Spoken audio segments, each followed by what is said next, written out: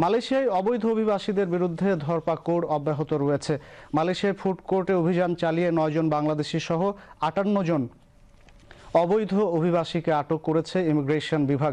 অভিবাসন আইনের অধীনে বিভিন্ন অপরাধের অভিযোগে তাদের আটক করা হয়।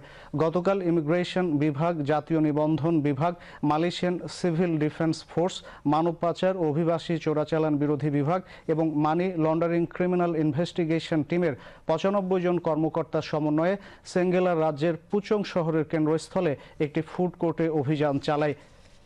ইমিগ্রেশনের মহাপরিচালক দাতুং জাকারিয়া শাবান এক বিবৃতিতে বলেছেন, স্থানীয় জনসাধারণের অভিযোগ এবং এক সপ্তাহের নজরদারির ভিত্তিতে অভিবাসন বিভাগ এই অভিযান চালায়।